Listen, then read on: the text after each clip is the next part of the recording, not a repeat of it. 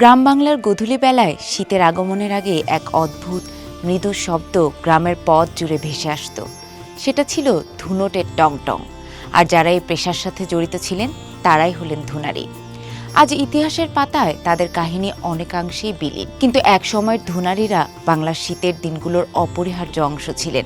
তারা ঘরে ঘরে নরম উষ্ণ তোষক এবং আরামদায়ক বালিশের নরম ছোঁয়া নিয়ে আসতেন।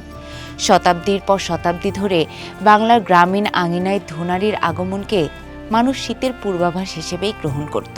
তুলোর ফাইবারকে পরিষ্কার করা, নরম করা এবং গৃহস্থের ব্যবহারের উপযোগী করে রূপান্তর করা, এই কাজটিই ছিল তাদের পেশার মূল।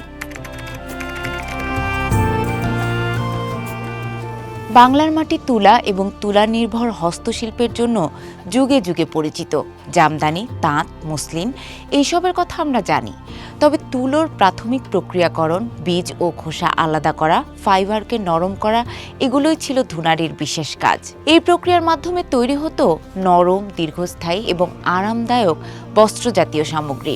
মধ্যযুগে আফগান, তুর্কি ও মোঘলদের আগমনের পর বাংলার ঘরবাড়িতে কুশন, বালিশ, কাঁথা ও তোষকের ব্যবহার ব্যাপকভাবে জনপ্রিয় হয়। রাজার দরবারে আর সাধারণ ঘরে এই ধরনের আরামদায়ক বস্তুগুলোর চাহিদার সাথে জুড়ে ধুনারির কাজকে নতুন অর্থনৈতিক ও সামাজিক গুরুত্ব প্রদান করে। ধুনারিরা তখন অনেকেই মুসলিম সম্প্রদায়ের অংশ ছিলেন এবং তাদের পেশার সুনাম চারিদিকে ছড়িয়ে পড়েছিল। ধুনারির সবচেয়ে পরিচিত হাতিয়ার ছিল ধুনট, বাঁকা কাঠের একটি ফ্রেম যা বাঁশ বা কাঠের তৈরি এবং শক্ত দড়ি দিয়ে চৌকো করা থাকত। তুলো টেনে সেই দড়িতে আঘাত করলে কম্পনের মাধ্যমে তুলার ফাইবার আলাদা হতো, বীজ ও খোসা বের হতো এবং তুলো নরম হয়ে উঠত। এই প্রক্রিয়ায় দক্ষতা, নিয়ন্ত্রণ এবং ধৈর্যের দরকার ছিল। তুলোর একটি খুঁটিনাটি অংশ নষ্ট থাকলে পুরো তোষক বা লেপের মান নষ্ট হতো। তুলোর প্রস্তুতির পরে ধুনারিরা সেটিকে নিখুঁত আকারে তোষক, বালিশ বা জাজিমে রূপান্তর করতেন। কখনো কখনো ঘনত্ব বৃদ্ধির জন্য নরম তুলোর সাথে নারকেলের শুকনো খোসাও মেশাতেন।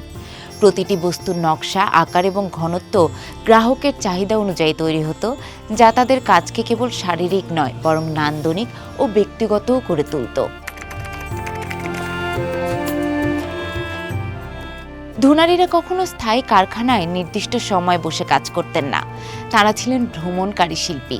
শীতের আগের দিনগুলোতে গ্রামের দরজা দরজায় ঘুরে তারা সেবা প্রদান করতেন। শীতের পূর্ব মুহূর্তে ধুনারিরা প্রবেশ করতেন বাড়িতে, ধুনট সাজাতেন, তুলো ছড়াতেন এবং একটানা আঘাত করে তুলোর ফাইবারকে রূপান্তরিত করতেন। শিশু থেকে বৃদ্ধ পর্যন্ত সবাই তাদের আগমনের অপেক্ষা করত, যেন শীতের রাতগুলো আরও আরামদায়ক হয়। এই কাজ ছিল কেবল পেশা নয়, বরং একটি সাংস্কৃতিক ও সামাজিক ঐতিহ্য। ধুনারিরা গ্রামের জীবনচক্রের সঙ্গে মিশে গিয়েছিলেন এবং তাদের উপস্থিতি শীতের আগমনের একটি নিদর্শন হয়ে দাঁড়িয়েছিল। মেশিন দ্বারা প্রক্রিয়াজাত তুলা, সস্তায় প্রস্তুত বালিশ, কৃত্রিম নানা উপকরণ ধুনারির হাতে তৈরি তুলোর স্থান দখল করে নিয়েছে। একসময় স্বতন্ত্র শিল্পী হিসেবে কাজ করা ধুনারি আজ অনেক ক্ষেত্রে প্রস্তুত সামগ্রী কারখানার কর্মী হিসেবে জীবিকা নির্বাহ করছেন। গ্রামে গ্রামে কিংবা শহরেও আজ ধুনটের টং টং শব্দ কম শোনা যায়। শীত এসেছে, কিন্তু ধুনারির উপস্থিতি আর নেই। তবুও শীতের সঙ্গে মানুষের মনে এখনও রয়ে গেছে সেই নরম তুলোর স্পর্শ, ধুনারির কষ্ট ও দক্ষতার গল্প। হারিয়ে যাওয়া শিল্পের সুর ধুনারির পেশা ছিল এক সময়কার গ্রামীণ জীবনের অপরিহার্য অংশ। তুলোর সরলতা, আরাম, নরম ছোঁয়া এবং ঘরে ঘরে উষ্ণতা সবকিছুই ধুনারির হাতেই জন্ম নিয়েছে। শীতের সকালে ধুনটের বেজে ওঠা সুর, তাদের কাজ দেখতে শিশুদের ভিড়, এই সব স্মৃতি ইতিহাসের পাতায় এখন শুধু গল্প, কিন্তু যে ইতিহাস জীবনের স্পন্দন দিয়ে লেখা হয়, সেই ধুনারির গল্প বাংলার সাংস্কৃতিক ঐতিহ্যের নরম, মধুর ক্যানভাসে আজও বেঁচে আছে।